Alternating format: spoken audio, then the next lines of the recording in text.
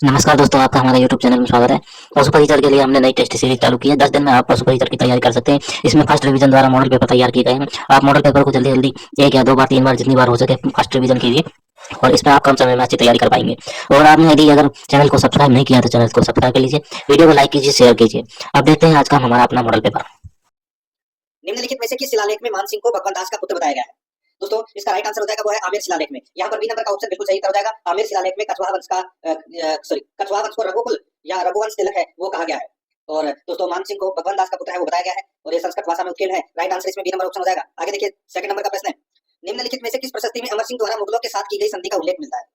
दोस्तों आप सभी को पता होगा कि मुगलों के साथ है अमर सिंह ने संधि की थी, तो इस संधि का जो उल्लेख है वो किसमें मिलता है? राइट आंसर हो जाएगा राज प्रशस्ति में। यहाँ पर डी नंबर का ऑप्शन बिल्कुल सही हो जाएगा। राज प्रशस्ति किसके द्वारा ये रचनाकार है? तो दोस्तों रणछोड़ बटक के द्वारा। ठीक है, डी नंबर ऑप्शन बिल्कुल सही। 3 नंबर प्रश्न इसमें देखिए, निम्नलिखित को सुमेलित कीजिए। एक तरफ सभ्यता स्थल है, दूसरी तरफ विशेषता है।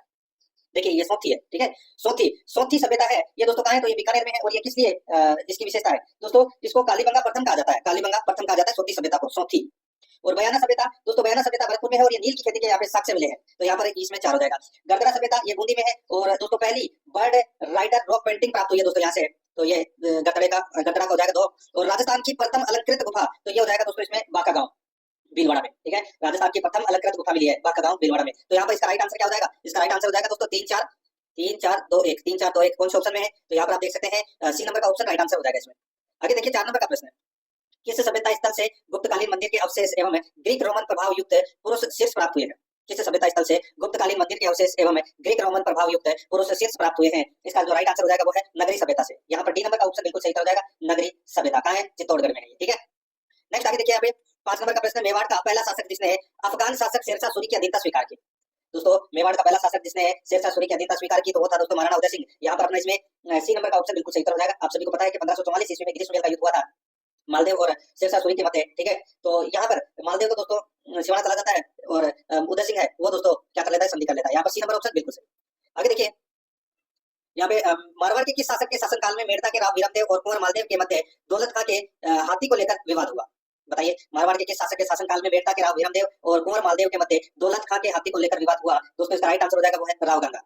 राव गंगा के शासनकाल में। यहाँ पर इसमें ए नंबर का ऑप्शन बिल्कुल सही हो जाएगा, राव गंगा। नेक्स्ट आगे देखिए यहाँ पे 7 नंबर का प्रश्न है, निम्नलिखित में से कौन सा कथन सत्य नहीं है? कौन सा कथन सत्य नहीं है वो दोस्तों अपने को यहाँ पर बताना है। देखिए महाराजा राय सिंह की मृत्यु 1621 ईस्वी में बहरानपुर में हुई थी। दोस्तों ये गलत हो जाएगा। 1612 ईस्वी में हुई थी राय सिंह की मृत्यु बुरहानपुर में। ये कथन दोस्तों इसमें क्या हो जाएगा? पहला ही कथन अपना सत्य है, सत्य नहीं है। ठीक है, असत्य है। तो यहाँ पर अपना इसमें राइट आंसर 1 नंबर का ऑप्शन बिल्कुल सही हो जाएगा। बाकी देखिए महाराजा डूंगर सिंह के शासनकाल में बीकानेर की भुजिया की शुरुआत हुई थी, बिल्कुल सही है। महाराजा गंगा सिंह ने 1913 में बीकानेर में प्रजा प्रतिनिधि की स्थापना की, बिल्कुल सही है।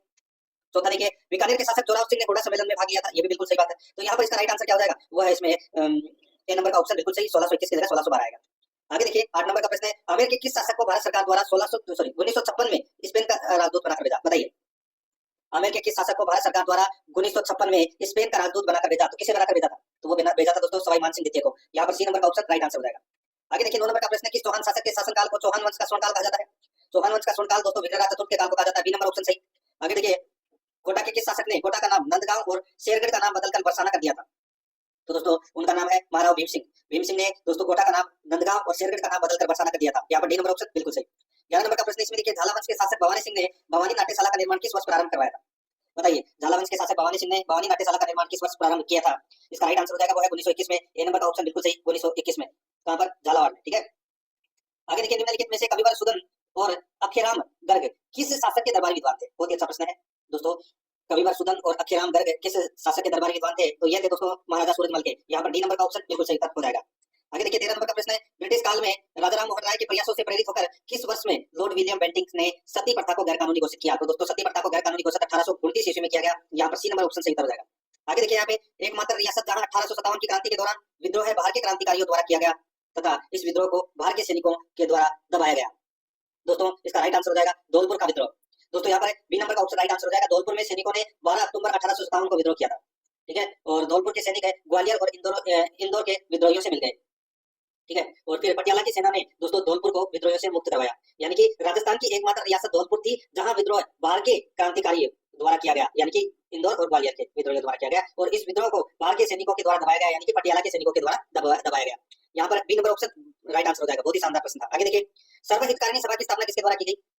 तो दोस्तों ये देखिए कन्हैयालाल ढूंढ, स्वामी गोपाल दास, श्री राम मास्टर। तो दोस्तों इन सभी के द्वारा सर्वहित कारणीय सभा की स्थापना की गई। डी नंबर ऑप्शन सही। 16 नंबर का प्रश्न है 18 अप्रैल 1938 को गठित सापरा प्रजामंडल का अध्यक्ष किसे बनाया गया? सापरा प्रजामंडल का अध्यक्ष दोस्तों अभय सिंह डांगी को बनाया गया। यहाँ पर ए नंबर का ऑप्शन बिल्कुल सही, अभय सिंह डांगी को बनाया गया।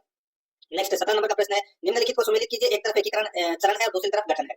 देखिए वृहद राजस्थान का गठन दोस्तों 30 मार्च 1949 को हुआ था, यानी कि पहले का पहला। संयुक्त वृहद राजस्थान दोस्तों, संयुक्त वृहद राजस्थान का गठन 15 मई 1949 को हुआ था, तो ये भी दूसरे का दूसरा हो जाएगा। राजस्थान संघ दोस्तों, राजस्थान संघ का गठन है वो 26 जनवरी 1950 को किया गया था और संयुक्त राजस्थान का 18 अप्रैल 1948 को। तो दोस्तों इसमें सारे के सारे हैं वो इसमें क्या है सही सुमेलित है। तो यहाँ पर इसका राइट आंसर क्या हो जाएगा? पूर्ण भाषा में 1 2 3 4 कौन से ऑप्शन में है?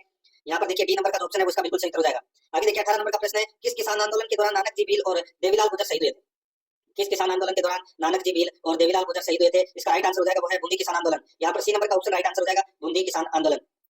ठीक है, याद रखना। और इस आंदोलन का नेतृत्व किसने किया था? तो दोस्तों पंडित नैनूराम शर्मा ने, याद रखना। ठीक है, आगे देखिए यहाँ पे देखिए 18 नंबर का प्रश्न है। ठीक है, तो यहाँ पर इसका राइट आंसर क्या हो जाएगा? बूंदी किसान आंदोलन अप्रैल 1922 में हुआ था दोस्तों ये।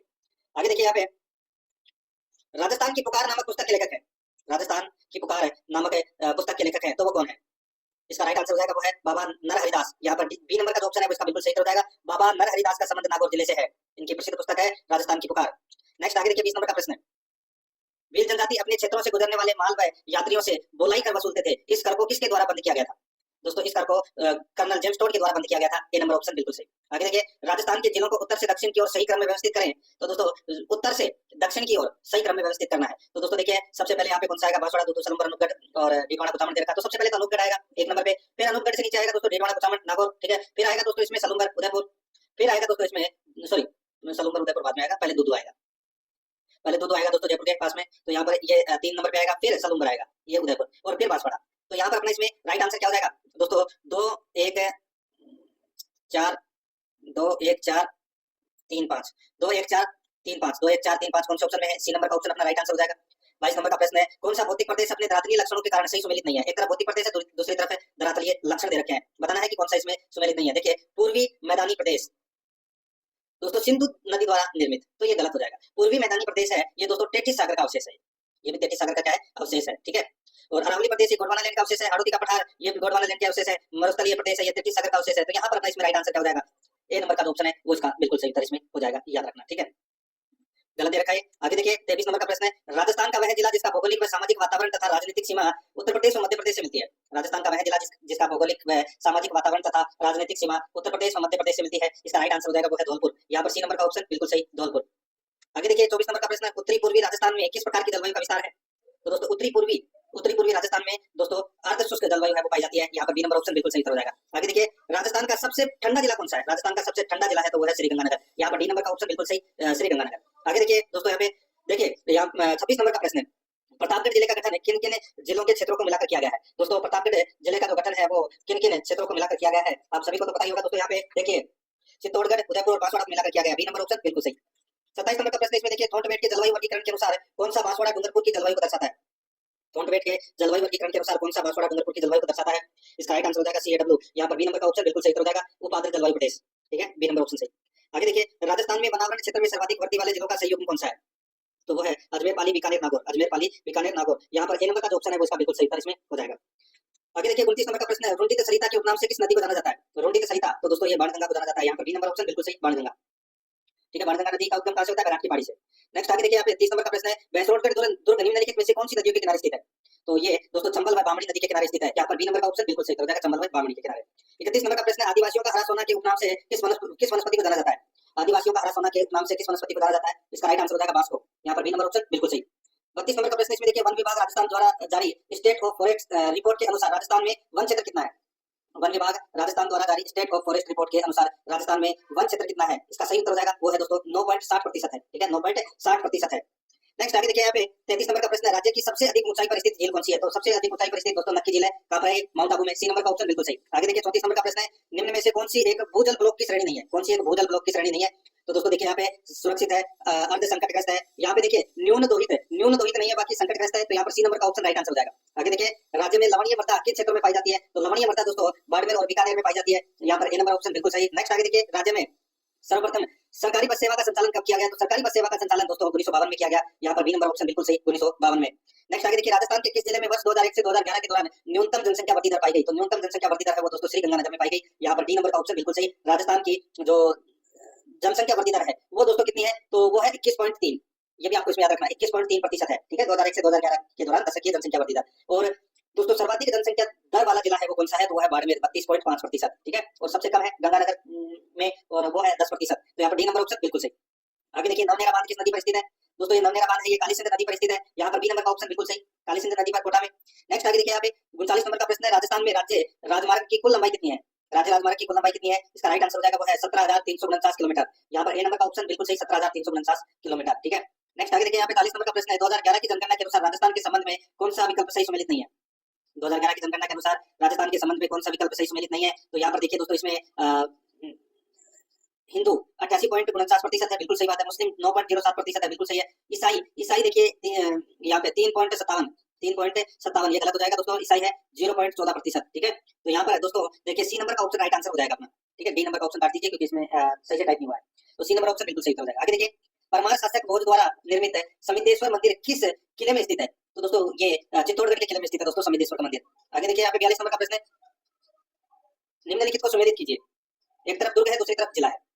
देखिए यहाँ पे शाहबाद का किला कहाँ पर है? तो दोस्तों ये 12 में है। कहाँ पर है? 12 में। मनोहर थाना का किला कहाँ है? तो दोस्तों ये झालावाड़ में। कहाँ है? झालावाड़ में। और टाई का किला कहाँ है? तो दोस्तों टाई का किला झुंझुनू में। कहाँ है? झुंझुनू में। और दोस्तों पचेवर का किला कहाँ है? तो दोस्तों ये टोंक में है। कहाँ है? टोंक में। तो यहाँ पर इसका राइट आंसर क्या हो जाएगा? वो है इसमें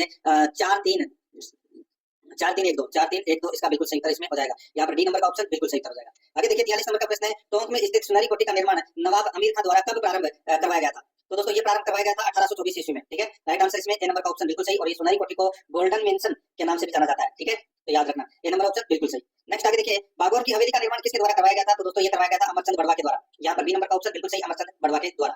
आगे देखिए, यहाँ पे निम्नलिखित को सुमेलित कीजिए। एक तरफ प्रमुख क्षत्रिय है, दूसरी तरफ संबंधित राजवंश है। देखिए यहाँ पे दोस्तों आपको पता चल क्या होगा, बड़ा बाग की क्षत्रियां। दोस्तों बड़ा बाग की क्षत्रियों में जैसलमेर के भाटी राजाओं की क्षत्रियां हैं दोस्तों, तो पहले का पहला हो जाएगा। केसर बाग की क्षत्रिय, दोस्तों केसर बाग की क्षत्रिय में बूंदी के हाड़ा राज परिवार की क्षत्रियां हैं। और सार बाग की क्षत्रियों में दोस्तों, सार बाग की क्षत्रियों में कोटा के हाड़ा राजाओं की क्षत्रियां हैं, ठीक है। और महासतिया की क्षत्रियां मेवाड़ के शासकों की क्षत्रियां हैं। तो यहाँ पर दोस्तों ये सारे के सारे पहले से ही सही में लेते हैं। इसका राइट आंसर क्या हो जाएगा? 1 2 3 4 1 2 3 4 कौन से ऑप्शन में है? तो यहाँ पर देखिए बी नंबर का ऑप्शन बिल्कुल सही हो जाएगा। आगे देखिए, सोनी जी की नरसिया किस जिले में स्थित है? सोनी जी की नरसिया किस जिले में स्थित है?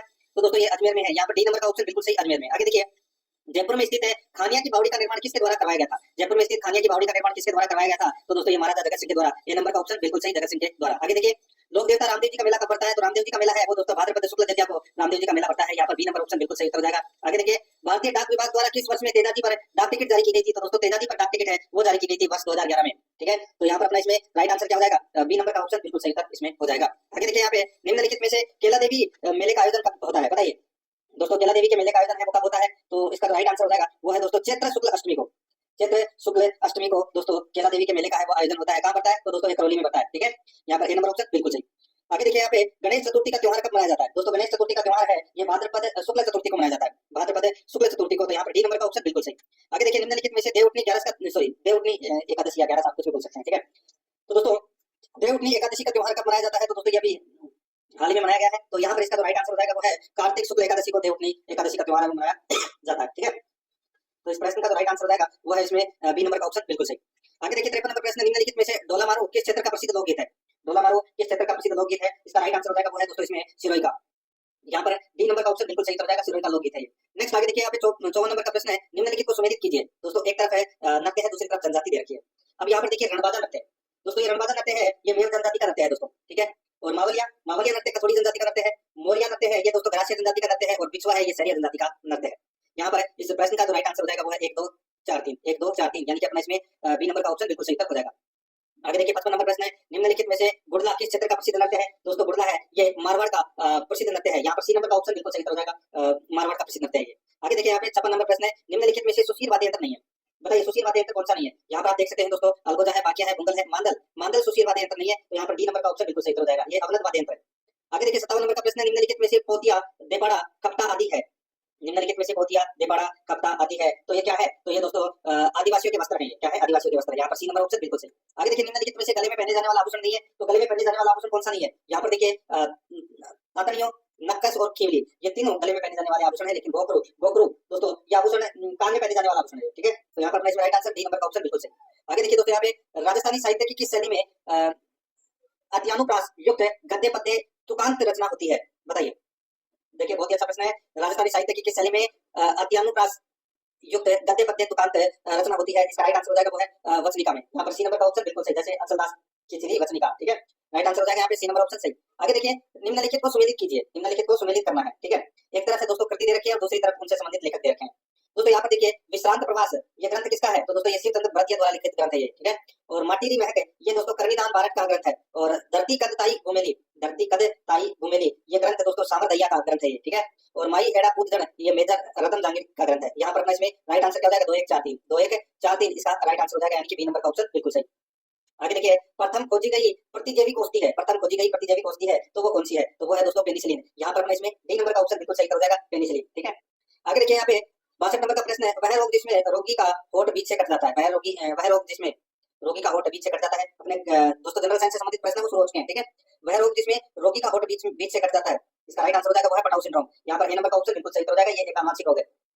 नेक्स्ट आगे देखिए, यहाँ पे 63 नंबर प्रश्न है, मानव शरीर में सबसे छोटी अस्थि पाई जाती है, सबसे छोटी अस्थि दोस्तों कान में पाई जाती है। ठीक है, राइट आंसर हो जाएगा यहाँ पे ए नंबर ऑप्शन बिल्कुल सही, जिसको अपन क्या बोलते हैं? स्टेपिस बोलते हैं। ठीक है, स्टेपिस बोलते हैं, तो यहाँ पर अपना ए नंबर ऑप्शन सही। नेक्स्ट आगे देखिए, सबसे हल्की अधातु है, सबसे हल्की अधातु हाइड्रोजन है दोस्तों। यहाँ पर ए नंबर ऑप्शन बिल्कुल सही, हाइड्रोजन। ठीक है, याद रखना। आगे देखिए दोस्तों, यहाँ पे कार्बन का सबसे कठोर अपरूप कौन सा है? कार्बन का सबसे कठोर अपरूप तो वो है हीरा। यहाँ पर सी नंबर ऑप्शन सही। नेक्स्ट आगे देखिए, खुले स्थानों पर जैव निम्नीकरणीय कचरे का अपघटन करने पर निम्नलिखित में से कौन सी गैस उत्पन्न होती है? तो दोस्तों बताइए, यहाँ पर खुले स्थानों पर जैव निम्नीकरणीय कचरे का अपघटन करने पर निम्नलिखित में से कौन सी गैस उत्पन्न होती है? तो इसका राइट आंसर हो जाएगा वो है मीथेन। यहाँ पर ए नंबर का ऑप्शन बिल्कुल सही, मीथेन।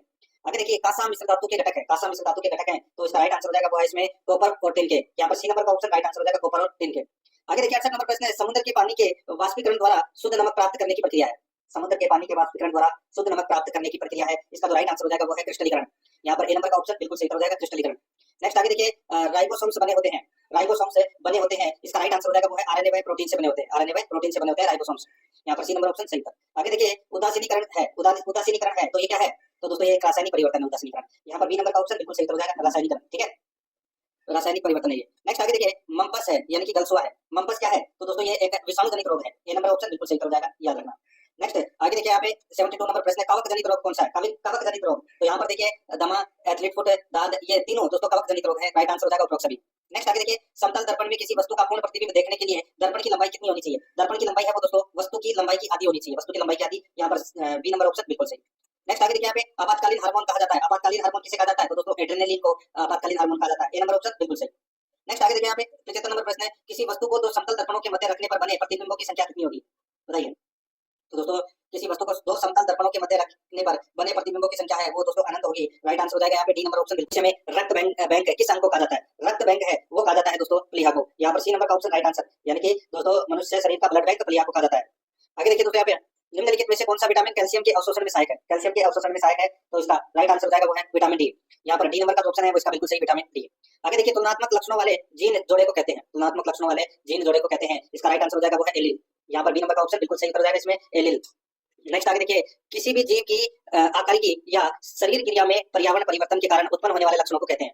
किसी भी जीव की आकारिकी या शरीर क्रिया में पर्यावरण परिवर्तन के कारण उत्पन्न होने वाले लक्षणों को क्या कहते हैं? उसको कहते हैं दोस्तों उपार्जित लक्षण। यहाँ पर ए नंबर का ऑप्शन बिल्कुल सही। 80 नंबर का प्रश्न इसमें देखिए, क्लाइनफेल्टर सिंड्रोम के लिए सही है, क्लाइनफेल्टर सिंड्रोम के लिए सही है तो वो क्या है? तो दोस्तों गुणसूत्र 2 के स्थान पर 3 प्राय XXY होते हैं, तो यहाँ पर अपने इसमें सही उत्तर क्या हो जाएगा? बी नंबर का ऑप्शन बिल्कुल सही उत्तर इसमें हो जाएगा, याद रखना। ये क्लाइनफेल्टर सिंड्रोम एक आनुवंशिक रोग है दोस्तों, ठीक है, तो यहाँ पर बी नंबर ऑप्शन सही उत्तर। नेक्स्ट आगे देखिए, यहाँ पे ए बी को, अब अपन कुछ प्रश्न है मैथ से संबंधित पढ़ रहे हैं। ए बी को 10% के लाभ पर एक वस्तु बेचता है, ए बी को 10% के लाभ पर एक वस्तु बेचता है, यानी कि दोस्तों 110 रुपए में कोई वस्तु बेचती, 100 रुपए की वो वस्तु है, ठीक है। बी उसे 20% लाभ पर बेचता है, यानी कि ये तो अपन ने ए ने बेच दी, ठीक है, बी को। अब बी ने उसको क्या किया कि 20% लाभ पर बेच दिया, यानी कि 110 का 20% कितना होता है? तो दोस्तों 22 रुपए, यानी कि 132 रुपए में बेचा बी ने, ठीक है। सी को बेच दिया 132 रुपए में। तो देखिए, परिणामी लाभ की गणना करें तो दोस्तों परिणाम यानी कि शुरुआत में वस्तु कितने की थी? 100 की, अब बिक्री कितनी की है? 132 की, लाभ कितना हुआ? 32%, तो यहाँ पर सी नंबर का ऑप्शन राइट आंसर हो जाएगा। आगे देखिए, यहाँ पे एक किराना व्यापारी 20% लाभ पर चावल बेचता है, पर तोल में 25% की कमी कर देता है। कुल लाभ प्रतिशत है वो अपने को यहाँ पर क्या करना है? ज्ञात करना है। दोस्तों 25% की कमी कर देता है, यानी कि दोस्तों 750 ग्राम की तोलता है वो, ठीक है। यानी कि 1 किलो में 1000 ग्राम होता है, तो तौल के अंदर वो 25% की कमी कर देता है, यानी कि 750 ग्राम ही तौलता है, 25% की कमी कर देता है। और शुरुआत में वो 20% लाभ कमा रहा होता है और अब 25% की कमी कर देता है, तो टोटल लाभ है वो कितना प्रतिशत हो जाएगा वो अपने को यहाँ पर बताना है। देखिए यहाँ पे लाभ कमा रहा है, ठीक है, यानी कि कोई वस्तु मान लीजिए 1000 रुपए की है, ठीक है, तो 1000 रुपए के अंदर वो 20% लाभ कमा रहा है, यानी कि 1200 रुपए में उसको बेच रहा है, ठीक है, 1200 रुपए में तो उसको बेच ही रहा है। अब 1000 की वस्तु है वो उसको देखिए 750 रुपए ही में ही बेचता है, 25% की कमी कर देता है उसको तोलने में। तो यहाँ पे कुल लाभ है वो दोस्तों कितना हो जाएगा वो अपने को यहाँ पर बताना है। तो देखिए 750 और 1200 में गैप कितने का है, तो दोस्तों ये 450 का गैप हो गया यहाँ पे, ठीक है। तो यहाँ पर दोस्तों 450 बटे 750 इंटू 100, बस यही करना है, ठीक है। तो यहाँ पर देखिए 100 से कितनी बार कट गया, 7.5, और 400 में 7.5 का भाग दोगे तो दोस्तों कितना आ जाएगा, तो दोस्तों 60% आ जाएगा, ठीक है। तो यहाँ पर अपना इसमें ए नंबर का ऑप्शन राइट आंसर हो जाएगा, 60% लाभ होगा दोस्तों, कभी इन दोनों को जोड़ मत देना, ठीक है। आगे देखिए दो संख्याओं का वैसे और लैसे प्राप्त क्रमशः दोस्तों 6 और 210 है। यदि पहली संख्या का 1/3 14 है तो दूसरी संख्या ज्ञात कीजिए। दोस्तों दो संख्याओं का वैसे और लैसे क्रमशः 6 और 210 है, ठीक है। तो यहाँ पर देखिए यदि पहली संख्या का 1/3 14 है, यानी कि पहली संख्या कितनी होगी दोस्तों, पहली संख्या 1/3 14 है, यानी कि 14 × 42, तो 42 हो जाएगी पहली संख्या, ठीक है। दूसरी संख्या है वो अपने को यहाँ पर ज्ञात करनी है, दूसरी संख्या ज्ञात करेंगे कैसे, तो दोस्तों यहाँ पर 6 इंटू दूसरी संख्या बराबर 6 इंटू 210 बटे 42, तो ये दूसरी संख्या निकल कर आ जाएगी, ठीक है। अब यहाँ पर देखिए देखिए ये कट रहा है इधर से 2 से, तो ये कितनी बार 21 बार कट रहा है, ये कितनी बार कट रहा है, तो दोस्तों ये 105 बार कट रहा है, ठीक है। अब दोस्तों यहाँ पे काट सकते हैं आसानी से, देखिए 6 से 3 से कट रहा है, ये तो ये 2 बार, ठीक है। ये कटा कितनी बार 7 बार, तो यहाँ पर ये देखिए ये 15 बार कट रहा है यहाँ से, तो यहाँ पे 15 दूनी 30, 30 इसका राइट आंसर हो जाएगा। दोस्तों पहली संख्या 42 है तो दूसरी संख्या क्या होगी 30, बी नंबर ऑप्शन बिल्कुल सही। आगे देखिए वह छोटी से छोटी संख्या ज्ञात कीजिए जो 18 21 24 27 से पूरी तरह विभाजित हो जाए। यहाँ पर देखिए सीधा सा है 18 21 24 और 27 से पूरी तरह विभाजित हो जाए, तो दोस्तों यहाँ पर इनका अपने को क्या करना पड़ेगा, एलसीएम निकालना पड़ेगा। तो यहाँ पे निकाल लीजिए दोस्तों, जैसे कि 18 21 24 और 27, या फिर दोस्तों ऐसी संख्या देख लीजिए जिनमें सभी का भाग जाता हो, तो यहाँ पर इसका राइट आंसर 1512 हो जाएगा, ठीक है। यहाँ पर ए नंबर का ऑप्शन बिल्कुल सही हो जाएगा। आगे देखिए वह बड़ी से बड़ी संख्या ज्ञात कीजिए जो 24 60 और 84 को पूरी तरह विभाजित करे। तो दोस्तों यहाँ पर देखिए 18 का भाग जाएगा नहीं 24 में, 9 का भाग जाएगा नहीं, 12 का देखिए 12 पंजे 60, 12 दूनी 24 और 12 सत्ते 84, तो यहाँ पर ए नंबर का ऑप्शन बिल्कुल सही हो जाएगा, 12 आएगा इसका राइट आंसर, ठीक है। आगे देखिए दोस्तों यहाँ पे 86 नंबर का प्रश्न है, कुछ फलों को ए बी सी और डी में 3:4:5 5:7 के अनुपात में वितरित किया गया है। यदि ए को 152 फल मिले तो बी और सी को दोनों को मिलाकर कितने फल मिले। अब यहाँ पर आप देख सकते हैं दोस्तों, देखिए ए बी सी डी का अनुपात यहाँ पर दे रखा है 3:4:5:7, ठीक है। अब यहाँ को ए को कितने फल मिले दोस्तों, ए को 192। अब इसमें आपको क्या करना है, देखिए ज्यादा कुछ खास करने की दोस्तों इसमें जरूरत नहीं है। 192 में तो आप 3 का भाग दे लीजिए, 1 आ जाएगा, तो 192 में 3 का भाग दिया तो कितना आएगा, 36 18, 1 बचा और 4 बार यानी कि 64 आ गया। 1 बराबर कितना आ गया, 1 अनुपात बराबर 64, तो सीधा सा है। अब दोस्तों यहाँ पे देखिए बी और सी का अनुपात कितना है, तो 4 और 5 2 है, तो 4 और 5 कितने हो गए 9, 9 को 64 से मल्टीप्लाई कीजिए, 9 इंटू 64, तो 640 में से 64 कम करोगे तो कितना आ जाएगा, यानी कि 576, 9 इंटू 64 कितने होते हैं 576, तो यहाँ पर इसमें ए नंबर का ऑप्शन बिल्कुल सही। आगे देखिए यहाँ पे यदि ए अनुपात बी 2:5, बी अनुपात सी 5:8, सी अनुपात डी 8:11, तो ए अनुपात डी का मान इनमें से किसके बराबर है। दोस्तों अब सीधा सा है, यहाँ पे देखिए ए अनुपात बी अनुपात दे रखे हैं, ठीक है, तो या तो इनका अनुपात निकाल लो, या आप दोस्तों इसको ऐसे भी लिख सकते हैं ए अनुपात डी, ठीक है। फिर ए अनुपात डी निकालना है अपने को, तो ए अनुपात बी यानी कि 2/5 इसको लिख सकते हैं, इंटू 5/8, ठीक है, बी अनुपात सी इंटू सी अनुपात डी का कितना हो जाएगा 8 यानी कि 8/11, ठीक है। तो ये अपन इसको लिख सकते हैं। तो अब यहाँ पर देखिए इसको अपन सोल्व करेंगे तो दोस्तों कितना आएगा, तो इसको सोल्व करेंगे तो दोस्तों 2:11 आएगा, 2 अनुपात यानी कि 2/11, तो यहाँ पर इसका राइट आंसर हो जाएगा बी नंबर ऑप्शन बिल्कुल सही। आगे देखिए यहाँ पे आमिर और अली की आय का अनुपात 5:3 है और वे क्रमशः 9:5 के अनुपात में खर्च करते हैं। यदि आमिर 2600 रुपए की बचत करता है तो अली 1800 रुपए की बचत करता है, तो क्रमशः उनकी आय है वो ज्ञात कीजिए। दोस्तों अब यहाँ पर आप देखिए सीधा सा मामला, आमिर और अली की आय का अनुपात दोस्तों 5:3 है, ठीक है। तो अब आप ऑप्शन उठा के दोस्तों कर लीजिए, मैं आपको ज्यादा बेटर यही रहेगा। तो जैसे कि मैं यहाँ पे अगर आपको वैसे नहीं आता तो ऑप्शन उठा के कर लीजिए, जैसे कि मान लीजिए मैंने यहाँ पे 8000 उठा लिया, किसका, तो दोस्तों ये मैंने उठा लिया आमिर का, ठीक है। तो 8000 है टोटल। अब 8000 में देखिए यहाँ पे दोस्तों 5 और 3 अनुपात दे रखा है, तो यहाँ पर 8 हो गए। तो अब देखिए ऐसी अपने को एक राशि ढूंढनी है जिसके अंदर इन दोनों का भाग चला जाए, यानी कि 5 और 3 8 का भाग चला जाए, ठीक है। तो यहाँ पर देखिए 48 के अंदर भी 8 का भाग जा रहा है और 80 के अंदर भी 8 का भाग जा रहा है, बाकी और देखिए और किसी में 8 का भाग नहीं जा रहा है, तो यानी कि 8 का भाग 8000 के अंदर और 48 के अंदर जा रहा है ना, दोनों का योग का। तो उसी प्रकार जैसे मैंने यहाँ पे 8000 ले लिया, ठीक है, 8000 में से वो क्या कर रहा है कि वे अपनी 9:5 के अनुपात में खर्च करते हैं, 9 अनुपात है, 5 के अनुपात में वो क्या करते हैं, खर्च करते हैं। तो दोस्तों इनका अनुपात आप निकाल सकते हैं ऐसे। नॉर्मल क्वेश्चन है, ऑप्शन उठा के कर लिया मैंने, आपको डायरेक्ट बता दिया है, वही अपना बेस्ट ऑप्शन है। ठीक है, राइट आंसर इसमें हो जाएगा सी नंबर का ऑप्शन, बिल्कुल सही। आगे देखिए यहाँ पे उत्तीर्ण होने हेतु आवश्यक अंक 40% है। किसी छात्र को 250 अंक मिलते हैं, फिर भी वह 38 अंकों के साथ अनुत्तीर्ण हो जाता है। तो दोस्तों सीधा सा है, 40% बराबर कितना हो जाएगा दोस्तों, 250 प्लस 38 कितने होंगे, तो दोस्तों ये हो जाएंगे 288।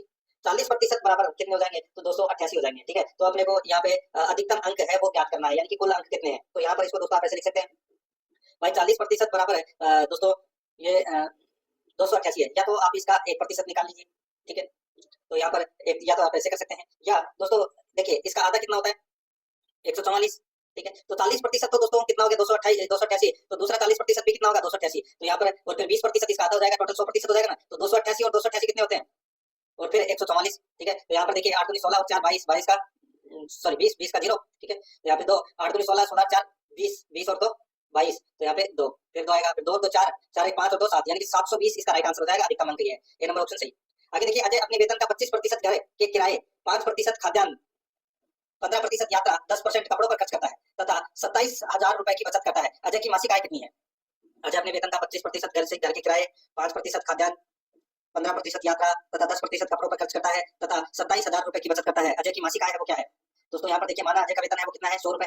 ठीक है, कुल खर्च की मैं यहाँ पे बात करूँ तो दोस्तों देखिए 25 प्लस 5 प्लस 15 प्लस 10 कितने होंगे, 30 30 और 40 40 और 15 55। तो दोस्तों ये क्या कर रहा है, 55 रुपए है वो क्या कर रहा है, खर्च कर रहा है। ठीक है, बचत हो रही है कितने की, तो दोस्तों यानी कि 45% की इसमें क्या हो रही है, बचत कर रहा है। 27,000 रुपए की वो बचत करता है, तो 27,000 वो क्या है, तो दोस्तों वो यहाँ पे मैं आपको बताऊँ 27,000 है वो 45% है। ठीक है, तो 100% कितना होगा, सीधा सा है भाई 60,000 हो जाएगा। इसका राइट आंसर क्या हो जाएगा, ए नंबर का ऑप्शन बिल्कुल सही। आगे देखिए यहाँ पे ए बी और सी का औसत वजन 60 केजी है। तो दोस्तों औसत वजन 60 केजी है, तो 60 × 3 कर लीजिए, कितना हो जाएगा 180। ए और बी का औसत वजन 45 केजी है, तो 45 और 45 कितना हो जाएगा, 90। ठीक है, ये ए और बी का हो गया, और ये दोस्तों तीनों का हो गया। तो यहाँ पे 180 में से 90 गए तो सी का वजन आ जाएगा, कितना आ जाएगा 90। तो यहाँ पे 180 में से 90 गए तो कितना, B option right answer 90 KG. आगे देखिए दोस्तों यहाँ पे 92 नंबर का प्रश्न है, एक वस्तु का अंकित मूल्य 750 है, यदि इसे 16% की छूट पर बेचा जाता है तो इसका विक्रय मूल्य इसके क्रय मूल्य के 3/2 गुने के बराबर होता है। वस्तु का क्रय मूल्य ज्ञात कीजिए। तो दोस्तों वस्तु का क्या करना है, क्रय मूल्य ज्ञात करना है। दोस्तों यहाँ पे देखिए वस्तु का अंकित मूल्य दे रखा है 750 रुपए, छूट की बात की जा रही है तो दोस्तों वो है 16% की, तो विक्रय मूल्य बराबर 3/2 इंटू क्रय मूल्य। ठीक है, तो यहाँ पर दोस्तों अपने को क्या करेंगे, विक्रय मूल्य बराबर अंकित मूल्य 1 माइनस d/100, यानी कि छूट है वो डिस्काउंट बटे 100। तो यहाँ पर दोस्तों इसको अपन ऐसे लिख सकते हैं 3/2 इंटू क्रय मूल्य।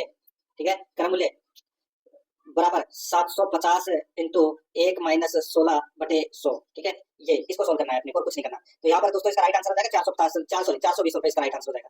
यहाँ पर है दोस्तों बी नंबर का ऑप्शन राइट आंसर हो जाएगा। आप वैसे भी डायरेक्ट भी कर सकते हैं ऑप्शन उठा के। आगे देखिए, एक राशि पर 12% की वार्षिक दर से 2 वर्षों के लिए चक्रवर्ती ब्याज 1590 है। दुगने समय और आधी ब्याज दर पर उसी धनराशि के लिए साधारण ब्याज क्या होगा, वो अपने को यहाँ पर बताना है।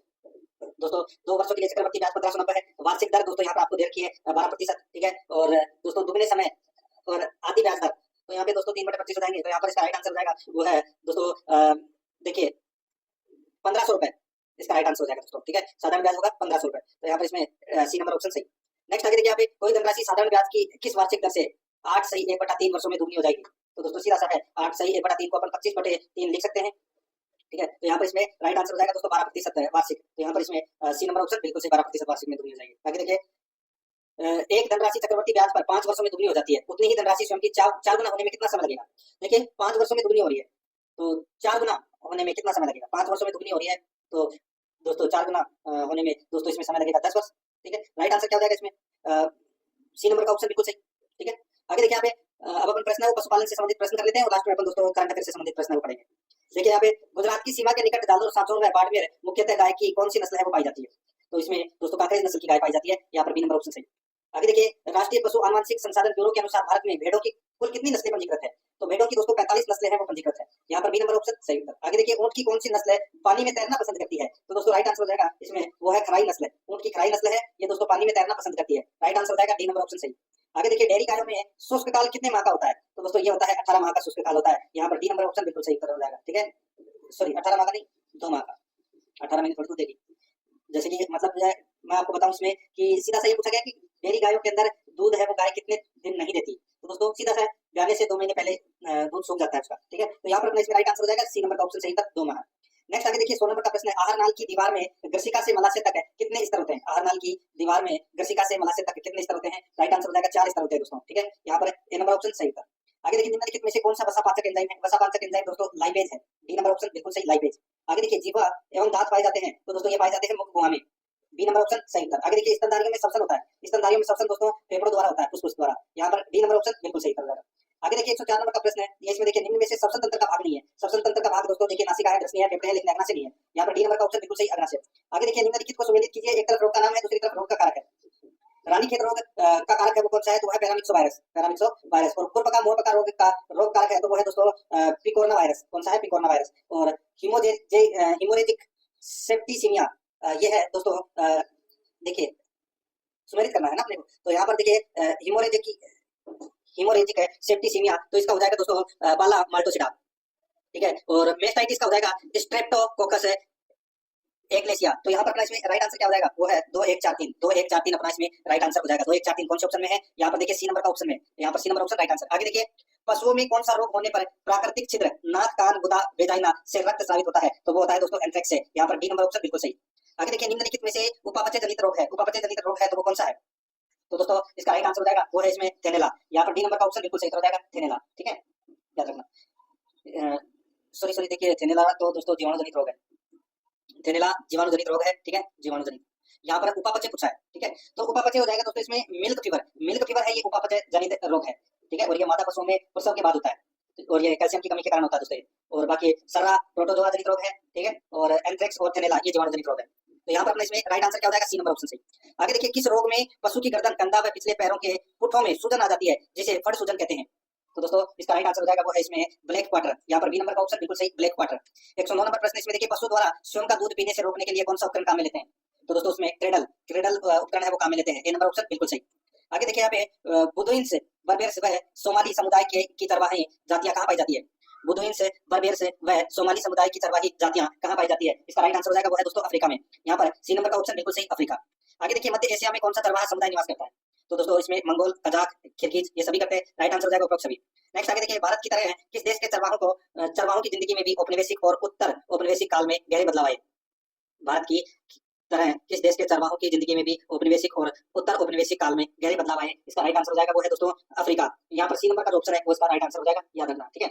आगे देखिए यहाँ पे पशु उत्पादों के पोषक मान के अनुसार गाय के दूध में खनिज की मात्रा कितने प्रतिशत पाई जाती है? तो दोस्तों वो पाई जाती है 0.70%, बी नंबर का ऑप्शन बिल्कुल सही 0.70%। आगे देखिए किस विटामिन की कमी से बछड़ों में रिकेट्स व वयस्कों में ओस्टियोमलेशिया रोग होता है? ओस्टियोमलेशिया रोग होता है तो दोस्तों ये विटामिन डी की कमी से, यहाँ पर इसमें बी नंबर ऑप्शन बिल्कुल सही। आगे देखिए गोवंश में दुग्ध दोहन की सर्वश्रेष्ठ विधि कौन सी है? तो वो है दोस्तों पूर्ण हस्त दोहन विधि, सी नंबर ऑप्शन बिल्कुल सही। आगे देखिए खुली आवास प्रणाली में गायों के लिए कितनी मेंजर की लंबाई आवश्यक होती है? कितनी मेंजर की लंबाई आवश्यक होती है? इसका राइट आंसर हो जाएगा वो है 20 से 24 इंच, यहाँ पर बी नंबर ऑप्शन बिल्कुल सही। आगे देखिए निम्नलिखित में से कौन सा एक स्त्री जनन तंत्र का भाग नहीं है? स्त्री जनन तंत्र का भाग कौन सा नहीं है? तो यहाँ पर इसका राइट आंसर हो जाएगा वो है दोस्तों इसमें देखिए स्त्री जनन तंत्र का भाग नहीं है वो पूछा है, ठीक है, तो यहाँ पर इसका जो राइट आंसर हो जाएगा वो है दोस्तों देखिए फ्लोपियन ट्यूब, इसमें ए नंबर का जो ऑप्शन है वो इसका राइट आंसर हो जाएगा फ्लोपियन ट्यूब, ठीक है। नेक्स्ट आगे देखिए मादा पशुओं में निषेचन अंडवाहिनी के किस भाग में होता है? तो दोस्तों ये होता है एम्पुला में, यहाँ पर बी नंबर ऑप्शन बिल्कुल सही एम्पुला में। नेक्स्ट आगे देखिए यहाँ पे गाय व भैंस का ब्याने यानी कि प्रसव से कितने माह के भीतर गर्भधारण करवा देना चाहिए? तो दोस्तों राइट आंसर हो जाएगा वो है इसमें 3 माह बाद गर्भधारण है वो करवा देना चाहिए, डी नंबर ऑप्शन बिल्कुल सही। आगे देखिए कुतिया के गर्भकाल की अवधि कितने माह की होती है? राइट आंसर हो जाएगा वो है दोस्तों 2 माह की होती है, तो यहाँ पर सॉरी 2 माह की, देखिए कुतिया के गर्भकाल की अवधि 2 माह 2 दिन की होती है, ठीक है, तो यहाँ पर अपने इसमें राइट आंसर 2 माह 2 दिन की, सी नंबर ऑप्शन बिल्कुल सही 62 दिन की। आगे देखिए भारत के गोवंशीय पशुओं में सर्वोत्तम द्विकाजी नस्ल कौन सी है? तो द्विकाजी नस्ल है तो वो है हरियाणा, यहाँ पर सी नंबर ऑप्शन सही था हरियाणा। आगे देखिए निम्न में से असत्य कथन कौन सा है? असत्य कथन दोस्तों इसमें क्या हो जाएगा? देखिए भैंस की गर्भकाल अवधि गाय से अधिक होती है, बिल्कुल सही है। भैंस और गाय की मध्य चक्र अवधि समान होती है, बिल्कुल सही है। बकरी की गर्भकाल अवधि भेड़ से कम होती है, ये कथन है वो दोस्तों इसमें गलत हो जाएगा। बकरी की गर्भकाल की अवधि दोस्तों भेड़ से अधिक होती है, ना कि कम होती है, ठीक है। बकरी की गर्भकाल अवधि 155 दिन की होती है और भेड़ की होती है दोस्तों 145 दिन की, यहाँ पर सी नंबर ऑप्शन बिल्कुल सही हो जाएगा। अब देखिए कुछ प्रश्न अपन करंट अफेयर से संबंधित पढ़ लेते हैं। राज्य सरकार द्वारा राज्य में संचालित किस योजना का विलय लाडो प्रोत्साहन योजना में किया गया? लाडो प्रोत्साहन योजना में किया गया, तो इसका राइट आंसर हो जाएगा वो है राजश्री योजना का, यहाँ पर सी नंबर ऑप्शन बिल्कुल सही। आगे देखिए प्रधानमंत्री मातृ वंदना योजना के अंतर्गत दिव्यांग गर्भवती महिलाओं को दी जा रही राशि को 6500 रुपए से बढ़ाकर कितना किया गया? तो 6500 रुपए से बढ़ाकर कितना किया गया? तो दोस्तों ये 10,000 किया गया, यहाँ पर बी नंबर ऑप्शन बिल्कुल सही 10,000 किया गया। आगे देखिए राज्य सरकार द्वारा महिला सुरक्षा को लेकर किस यूनिट का गठन किया गया? किस यूनिट का गठन किया गया? तो दोस्तों कालिका यूनिट का गठन किया गया, यहाँ पर डी नंबर का ऑप्शन है वो इसका बिल्कुल सही हो जाएगा, कालिका यूनिट का गठन किया गया, ठीक है, वजनदार सरकार ने ये किया है दोस्तों, ठीक है। नेक्स्ट आगे देखिए यहाँ पे जर्मनी में आयोजित दूसरी विश्व बगैर निशानेबाजी चैंपियनशिप में किसने महिलाओं की एयर पिस्टल स्पर्धा में स्वर्ण पदक जीता? तो दोस्तों ये जीता किसने? तो ये अनुया प्रसाद ने जीता, अनुया प्रसाद ने। यहाँ पर बी नंबर ऑप्शन बिल्कुल सही हो जाएगा। आगे देखिए, राजस्थान क्रिकेट एसोसिएशन द्वारा किस स्थान पर क्रिकेट अकादमी बनाई जाएगी? तो क्रिकेट अकादमी दोस्तों कहाँ बनाई जाएगी? तो खीमसर नागौर में। यहाँ पर डी नंबर ऑप्शन बिल्कुल सही, खीमसर नागौर में। पेरिस पैरालंपिक 2024 में जेवेलियन थ्रो F46 स्पर्धा में राजस्थान के किस खिलाड़ी ने कांस्य पदक जीता? तो कांस्य पदक जीता दोस्तों सुंदर सिंह गुर्जर ने जीता। यहाँ पर ए नंबर ऑप्शन बिल्कुल सही, सुंदर सिंह गुर्जर। आगे देखिए, राज्य सरकार द्वारा किन 2 जिलों की नगर परिषद को नगर निगम घोषित किया गया है? तो इसका राइट आंसर हो जाएगा वो है पाली भीलवाड़ा। ए नंबर ऑप्शन बिल्कुल सही, पाली भीलवाड़ा। आगे देखिए, शिक्षा विभाग द्वारा सरकारी स्कूलों में संचालित होने वाली बाल गोपाल योजना का नाम बदलकर क्या किया गया है? तो दोस्तों उसका नाम किया गया है पन्नादाय बाल गोपाल योजना। यहाँ पर सी नंबर का ऑप्शन बिल्कुल सही उत्तर इसमें हो जाएगा। नेक्स्ट आगे देखिए, क्रिकेट हेतु दिए जाने वाले मथुरा दास माथुर अवार्ड 2023-24 के संबंध में कौन सा युग्म सत्य है? कौन सा युग्म सत्य है? तो इसमें देखिए, सीनियर वर्ग अभिजीत तोमर, जूनियर वर्ग रोहन राजभर, सब जूनियर वर्ग रजत बघेल। तो यहाँ पर इसका राइट आंसर हो जाएगा option B, D number option बिल्कुल सही। आगे देखिए, दुनिया की सबसे ऊंची अल्ट्रा मैराथन लद्दाख में स्वर्ण पदक जीतने वाले पवन ढाका किस जिले के निवासी है? तो दोस्तों ये निवासी है सीकर के। यहाँ पर बी नंबर का ऑप्शन बिल्कुल सही हो जाएगा, सीकर के। ठीक है, नेक्स्ट आगे देखिए, यहाँ पे 41 नंबर का प्रश्न है, सांस्कृतिक श्रेणी में भारत का 43वां यूनेस्को विश्व धरोहर स्थल कौन सा बना है? तो दोस्तों ये बना है मोइदम। यहाँ पर ए नंबर का ऑप्शन बिल्कुल सही, मोइदम। आगे देखिए, विश्व आर्थिक मंच ने चौथे जीव विज्ञान औद्योगिक क्रांति केंद्र का शुभारंभ कहाँ किया है? तो दोस्तों ये किया है कहाँ पर? तो ये तेलंगाना में किया है। यहाँ पर सी नंबर का ऑप्शन बिल्कुल सही, तेलंगाना में। आगे देखिए, केंद्रीय मंत्री डॉक्टर जितेंद्र सिंह द्वारा लॉन्च दोस्तों यहाँ पर देखिए इन्फ्लुएंस नेटवर्क का संबंध किससे है? दोस्तों यहाँ पर देखिए, ये जो आपको मैं बताऊं तो ये एक virtual node Indo French liver and metabolic disease network है, ठीक है। ये नाम है यहाँ पे INFLIMEN। तो इसका संबंध किससे है? तो इसका राइट आंसर हो जाएगा वो है फैटी लिवर डिसीज से। ए नंबर ऑप्शन बिल्कुल सही हो जाएगा। आगे देखिए, पेरिस 2024 ओलंपिक में भारत के लिए पहला पदक किस खिलाड़ी ने जीता? तो दोस्तों ये जीता मनु भाकर ने। ए नंबर का ऑप्शन बिल्कुल सही, मनु भाकर ने। आगे देखिए, देश के नौसेना प्रमुख पद पर किसे नियुक्त करने की घोषणा की गई है? तो यहाँ पर इसका राइट आंसर हो जाएगा दिनेश कुमार त्रिपाठी को। ए नंबर का ऑप्शन बिल्कुल सही हो जाएगा। नेक्स्ट आगे देखिए, एक्सेस नाउ के वैश्विक इंटरनेट शटडाउन रिपोर्ट में शीर्ष स्थान किसे मिला है? तो दोस्तों शीर्ष स्थान है वो भारत को मिला है। यहाँ पर बी नंबर का ऑप्शन बिल्कुल सही, भारत को। नेक्स्ट आगे देखिए, दिवंगत वैज्ञानिक गिरीश साहनी का संबंध किससे था? तो गिरीश साहनी का संबंध किससे था? तो ये था दोस्तों CSIR का, CSIR। यहाँ पर बी नंबर ऑप्शन बिल्कुल सही। आगे देखिए, केंद्र सरकार ने किस तिथि को संविधान हत्या दिवस मनाने की घोषणा की है? तो इसका राइट आंसर हो जाएगा वो है 25 जून। यहाँ पर सी नंबर का ऑप्शन बिल्कुल सही, 25 जून। नेक्स्ट आगे देखिए, पर्यावरण वन और जलवायु परिवर्तन मंत्रालय ने जलवायु सम्मेलन 2024 का आयोजन कहाँ किया है? तो ये किया है दोस्तों मुंबई में। यहाँ पर बी नंबर का ऑप्शन बिल्कुल सही, मुंबई। आगे देखिए, संयुक्त राष्ट्र में भारत की पहली महिला स्थायी प्रतिनिधि कौन है जो सेवानिवृत्त हुई है? इसका राइट आंसर हो जाएगा वो है रुचिरा कंबोज, रुचिरा कंबोज। तो यहाँ पर डी नंबर का जो ऑप्शन है वो इसका बिल्कुल सही हो जाएगा, रुचिरा कंबोज। दोस्तों आपने पशु परिचर का मॉडल पेपर देखा। हमारे सभी मॉडल पेपर प्ले लिस्ट में तैयार है। आप वहां से प्ले लिस्ट में से अपने पुराने मॉडल पेपर भी देख सकते हैं। सभी मॉडल पेपर प्ले लिस्ट में है। आप एक एक दो दो करके सभी मॉडल पेपर को फर्स्ट रिवीजन कर लीजिए। ये फर्स्ट रिवीजन से इसके अंदर जितने भी सवाल है आपको कम समय में जल्दी से जल्दी तैयारी मिलेगी। 10 दिन में हमारा टारगेट है, 10 दिन में पूरा कोर्स कंप्लीट करा दिया जाएगा। इसके अंदर आप हमारे मॉडल पेपर को देख करके अपनी तैयारी मजबूत कर सकते हैं। वीडियो देखने के लिए आपका बहुत बहुत धन्यवाद। चैनल को सब्सक्राइब कर लीजिए अगर सब्सक्राइब नहीं किया है तो।